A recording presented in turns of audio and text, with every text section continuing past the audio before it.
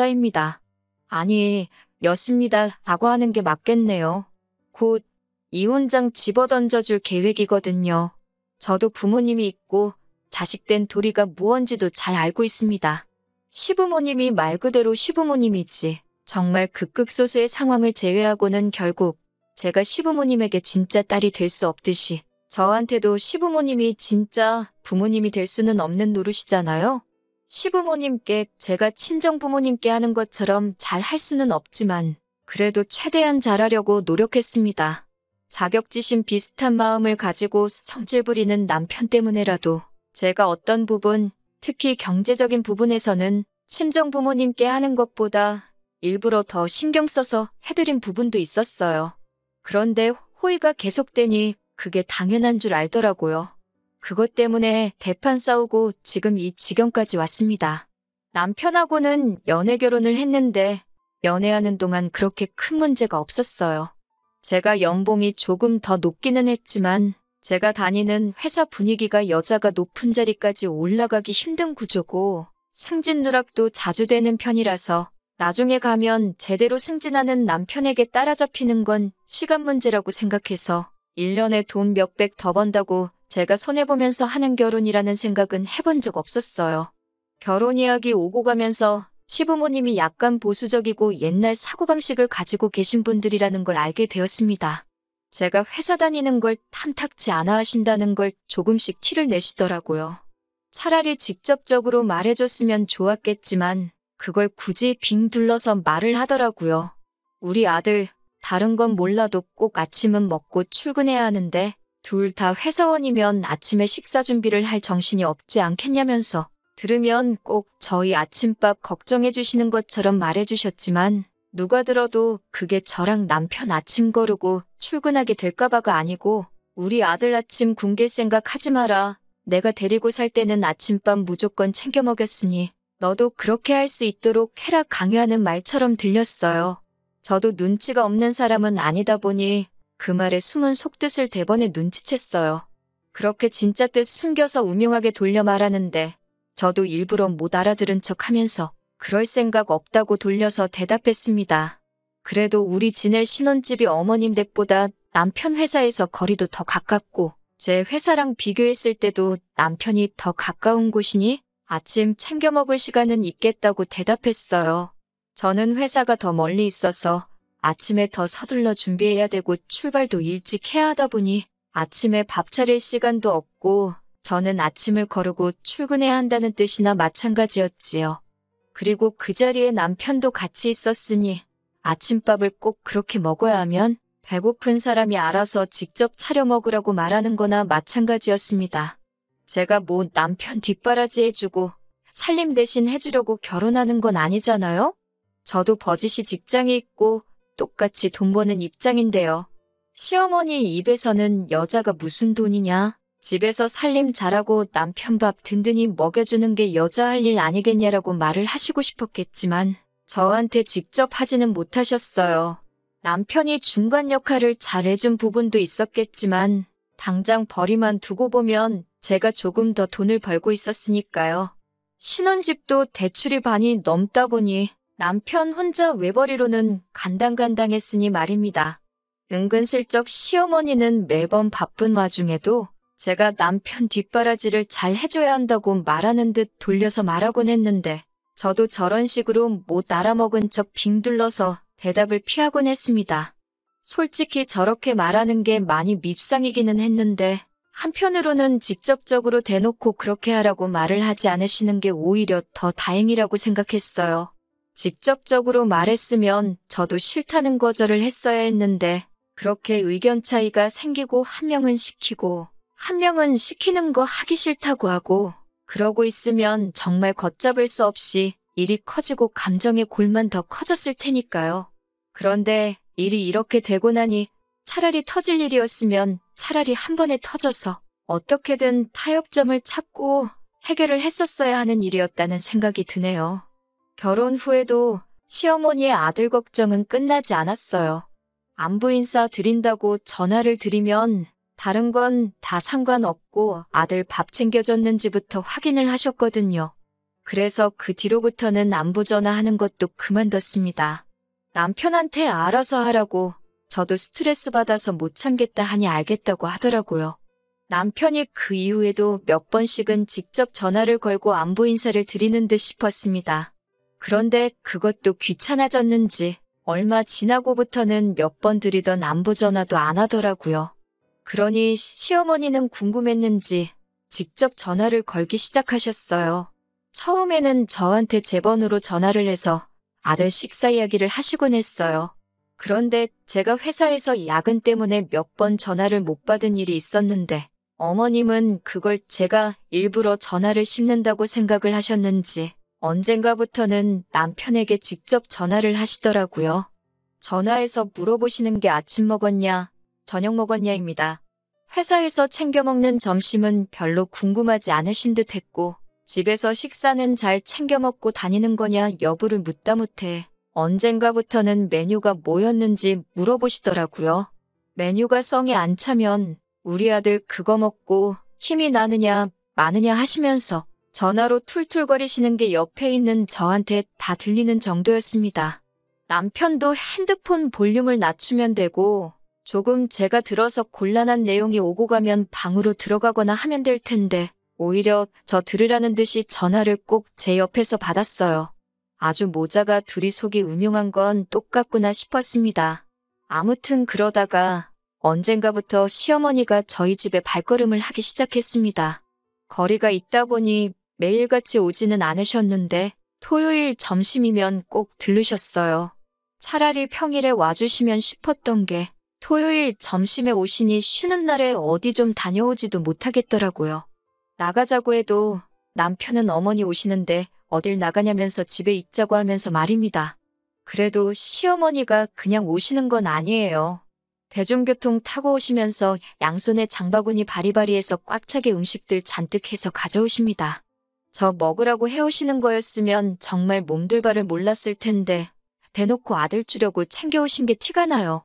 너는 아침 안 먹는다고 했지 하면서 아침 식사 대용으로 끓여온 죽이라든지 미역국 같은 건 딱 일주일치 남편 먹을 만큼만 준비해서 가져다 주시거든요. 저야 안 먹으면 그만인데 전날에 냉장고에 미리 옮겨놓고 아침에 전자레인지에 데우기만 하면 되게 해놨다고 굳이 저한테 설명을 해주시네요. 대답만 해드리고 어머님 가시면 남편한테 알아서 챙겨 먹으라고 말을 하니 이것 가지고는 그렇게 스트레스를 받는 편은 아니에요. 밑반찬 같은 것들이야 저도 솔직히 밥 먹을 때 같이 먹을 수 있으니까 챙겨오시는 게 무조건 남편을 위해 챙겨오는 거라고 단정짓기에는 무리가 있는 부분이 있지요.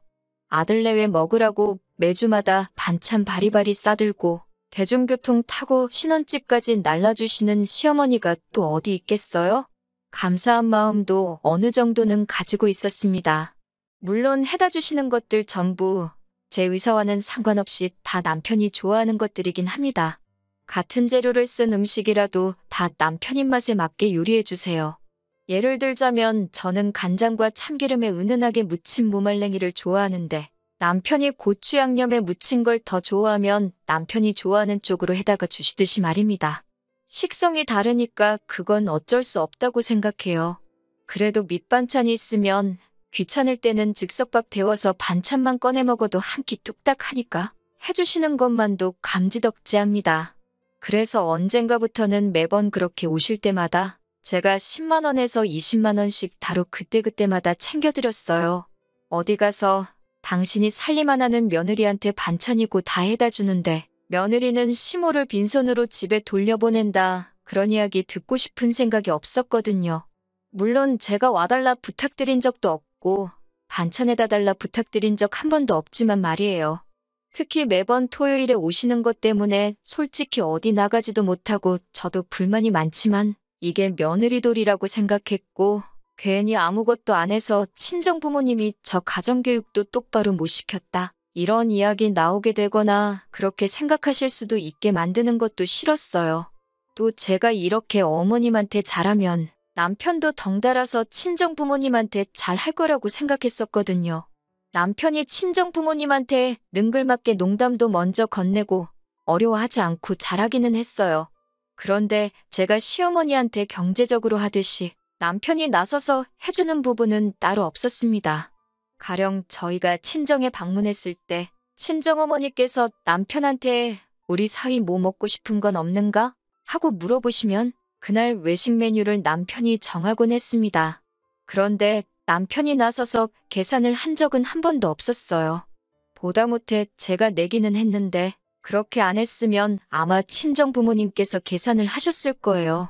남편은 한다는 말이 뭐 먹고 싶은지 먼저 물어보셨고 사주신다고 하셨으니 우리가 계산할 필요도 없는 거라고 아주 뻔뻔하게 나왔었습니다. 그래도 처가라고 어려워하지 않고 아버지 안마도 해드리고 하면서 싹싹하게 구는 부분이 있어서 그런 모습 보고 많이 참아왔어요. 그런데 이번 사건을 계기로 남편은 제가 자기 어머니한테 잘하는 걸 가지고선 제가 노력하고 있다고 생각하는 게 아니라 제가 어머님한테 잘하는 걸 당연하다고 여기고 있다는 사실을 알게 되었고 말도 안 되는 억지를 부리는 걸 보고 이혼까지 결심하게 되었습니다. 언젠가 어머님이 평일 저녁에 저희 집에 오신 적이 있어요. 별 이유는 아니었고 남편이 곶감을 좋아하는데 어디서 곶감이 들어왔다고 그거 몇 개 챙겨서 주러 오셨던 거였죠. 저는 먹지도 않는 과일이기도 하고 그날 저는 퇴근이 늦어서 집에 없었습니다. 퇴근하고 나니까 곶감은 다 먹고 없었어요. 좋아하는 과일도 아니기에 별로 서운하지도 않았습니다. 그런데 어머님이 굳이 저를 보고 가야겠다고 기다리고 계셨다는 거예요. 저를 그렇게 보고 싶어 하실 분이 아니었는데 웬일로 그러시나 했어요. 인사를 드렸는데 반응도 뜨뜻미지근하시고 저도 어서 빨리 옷 갈아입고 쉬고 싶은데 어머님은 그냥 소파에 앉아서 TV만 멀뚱멀뚱 보시지. 저를 기다리셨다는 분 치고는 너무 관심조차 주지 않으시더라고요. 저도 뭔가 싶어서 일단 옷 좀 갈아입고 오겠다고 방으로 들어왔습니다. 그런데 남편이 저를 따라 들어오더니 평소에는 여우 같더니 오늘따라 왜 이렇게 눈치 없는 척을 하고 있냐고 하면서 어머님 용돈이 필요하시니까 온 거 아니겠냐고 돈을 내놓으라고 하더라고요. 주말에 반찬 같은 거 주고 가실 때야 무조건 제 건 아니지만 저도 받은 게 있으니 드리는 건데 이게 오실 때마다 드리다 보니 제가 무슨 돈 필요할 때 집에 들르시기만 하는 ATM 기계 정도로 생각하셨나 봐요. 지난 주말에 오셨을 때 드리지 않았느냐. 3일 만에 다시 오신 건데 돈을 왜 또 드려야 되냐고 남편한테 되물었습니다. 생활비 제외하고 나머지 돈은 반반 결혼했으니 각자 관리하기로 해서 그렇게 하고 있었는데 용돈을 드리고 싶으면 네 돈으로 드리면 되지. 왜 나한테 주라고 하는 거냐고 한마디 했어요. 남편은 저한테 한다는 말이 시부모는 며느리가 챙겨야지 진짜 효도 아니겠냐고 하는 거예요. 어이가 없어서 지는 장인장모 얼마나 잘 챙긴다고 저렇게 말을 하고 있으니 어이가 없더라고요.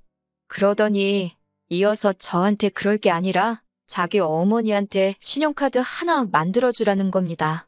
어떻게 어머니가 용돈 필요하실 때마다 매번 여기로 돈 받으러 오시라고 할 수 없지 않냐고요. 제가 뭘 잘못 들었나 싶었습니다.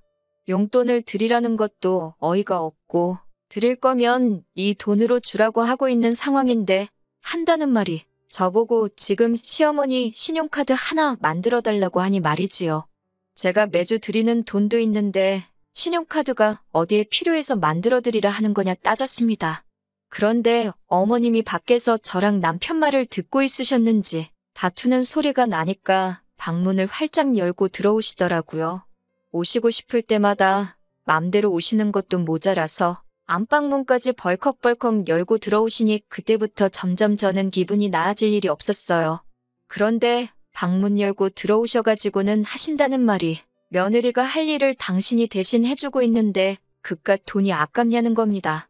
동네의 다른 집들 보면 다들 며느리들이 시어머니를 하늘같이 우러러본다면서 회사를 나가기는커녕 시간 있을 때마다 시댁에 와서 집 청소며 빨래같이 집안일을 해주고 간다는 거예요. 당신이 그런 효도 받고 싶다고 그러는 것도 아니고 제가 바쁜 걸 아니까 남들 효도해주는 만큼 제가 경제적으로 해주면 되는 거 아니냐고 하시는 겁니다. 도대체 그런 며느리가 어디 있냐고 했어요. 차라리 저보다 용돈을 더 잘 주는 며느리가 있다면 믿겠는데 제 또래 여자들 중에 부르지도 않은 시댁에 매일같이 방문해서 스스로 식모 노릇하면서 사는 여자가 정말 세상에 있냐고 했죠.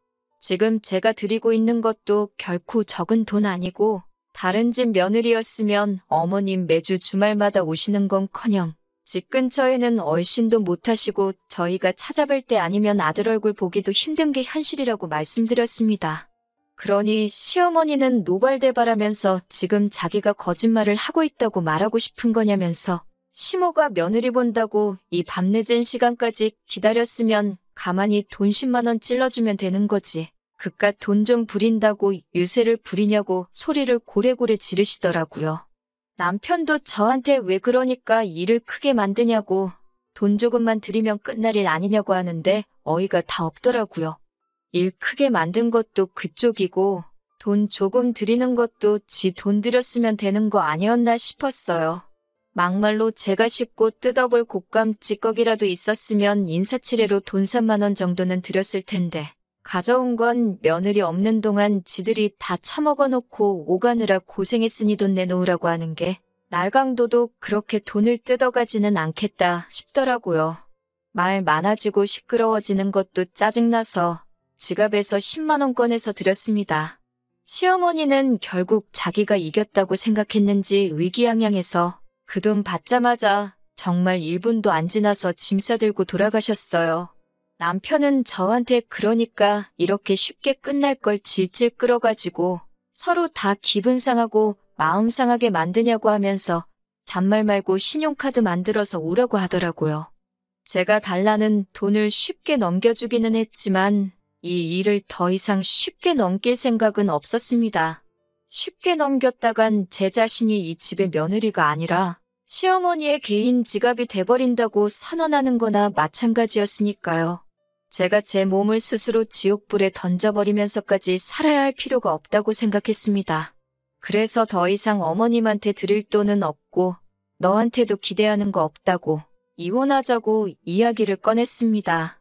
혼수해놓은 건 다 친가로 가져갈 거고 나머지 집에 들어간 돈은 알아서 보내달라고 했어요. 알아서 안 보내면 이혼소송이든 뭐든 간에 내가 얼마 손해를 보던지 상관하지 않고 위자료까지 해서 어떻게든 너한테 큰 손실을 입히겠다 한마디 했습니다. 이혼하자는 말에 남편은 벌써부터 얼굴이 새하얗게 변해서는 미안하다고 사과를 하더라고요. 엄마가 대중교통 타고 고생해서 온 모습을 보니 자식된 도리로 그냥 두고 볼 수는 없었다나요? 효도가 하고 싶으면 네 돈으로 하라고 왜 니네 엄마한테 효도할 때만 내 지갑을 네 지갑처럼 쓰려고 하는 거냐고 하니까 무작정 미안하다고 다음부터는 그러지 않겠다고 하더라고요. 내 돈으로 생색내면서 효도할 때부터 그 정도 각오가 없었던 거냐고 물으니 아무 말도 못하더군요. 일단 제가 짐을 빼서 집을 나가고 싶었지만 피곤했던 관계로 그날은 그냥 집에서 하루를 더 보냈습니다. 자꾸 옆에 와서 사과하려고 들길래 서재에 입으라고 베개 들고 들어가서 문 잠궈 놓고 잤네요. 다음 날 출근하고 나서 일하는데 회사에서도 계속 전화기에 불이 나도록 미안하다는 문자를 계속해서 보내더라고요. 간단하게 전부 다 무시해줬습니다. 가는 길에 근처 마트에 들러서 짐 싸가려고 여행 가방 하나를 사가지고 들어갔는데 집에 가니까 남편도 이미 퇴근해 있고 시어머니도 계시더라고요. 저한테 그동안 제가 그렇게 마음고생하는지 몰랐다고 사과하시면서 여태 제가 줬던 돈이라고 하면서 봉투를 내미시더라고요. 여태 제가 드린 돈은 맞는데 여태 쓴 건 빼고 현재 남은 돈만 가지고 오셨더라고요. 봉투 안에 50만 원 조금 넘게 있었는데 이건 그냥 여태까지 제가 먹은 반찬값 할 테니까 필요 없다고 가지라고 했습니다. 어떻게든 이혼 못하게 하려고 저를 붙잡으시는데 왜 그러시냐고 물었어요. 제가 주는 돈이 필요해서 그런 거냐 아니면 아들 뒷바라지 해줄 여자가 필요해서 그러시는 거냐고요. 저는 어머님 돈 필요할 때마다 돈 드리는 지갑 노릇도 하고 싶지 않고 남편 밥 때마다 밥 챙겨주면서 부엌대기로 살고 싶은 생각도 없다고. 그러면 어머님도 솔직히 제가 있거나 없거나 달라지는 거 없지 않냐고 했어요. 혹시나 아들 이웃남 만들기가 싫어서 그러시는 거냐 했더니 아무 말도 못 하시더라고요. 짐 싸고 있는 저한테 두 사람이 동시에 달려들어 사과하는데 솔직히 뭐라 하는지도 들리지 않았습니다. 다 싸고 나서 나가면서 남편은 이제 직접 엄마한테 효도할 수 있어서 좋겠다고 하고 어머님한테는 그 원하던 아들 뒷바라지 다시 해줄 수 있게 돼서 좋으시겠다고 나만 빠지면 되는 일이었는데 그것도 모르고 제가 괜히 결혼을 해가지고 이 사단을 만들었다고 둘이서 잘 먹고 잘 살라고 하고 집을 나와버렸습니다. 그 이후로 오는 연락에 대해서는 다 무시하고 있어요. 합의 이혼을 하려고 하는데 자꾸 사과받고 마음 바꾸라는 식으로 나오길래 얼마 전에 변호사까지 선임을 했습니다. 저도 수임료가 나가게 생겼으니 그동안은 그냥 이혼만 하려고 했는데 이제는 위자료까지 다 뜯어내려고 합니다. 저도 더 이상 믿지고 장사할 수는 없는 노릇이잖아요. 욕심은 끝이 없다더니 그 말이 괜히 있는 말이 아닌 것 같네요. 가만히 냅뒀으면 어련히 제가 며느리돌이 다 하면서 적당히 효도받으시며 살았을 텐데 매주 찾아와서 수금해가는 것도 귀찮아서 신용카드를 만들어 오라니 욕심이 너무 과했지요. 비록 저도 이혼녀 딱지가 붙게 되긴 하겠지만 이런 상황을 질질 끌고 있어봤자 20대 후반에 이혼녀가 되느냐, 30살, 40살이 돼서 이혼녀가 되느냐 결과는 다 똑같았을 거라고 생각합니다. 차라리 제가 한 살이라도 젊을 때 빨리 이혼을 해버린 게 잘한 일이 아닐까 하는 생각이 드네요. 결혼이 둘만 좋아서 하는 게 아니라는 말이 참 맞는 말인 것 같네요. 솔직히 이번 일로 너무 질려서 한동안은 결혼 생각은 들지도 않을 것 같아요. 하지만 나중에 만약에 제가 다시 가정을 갖게 된다면 아내 때문에 가족까지 등질 필요까지는 없지만 그래도 중간에서 다리 역할 잘해주는 그런 사람을 찾아봐야 할 것 같습니다.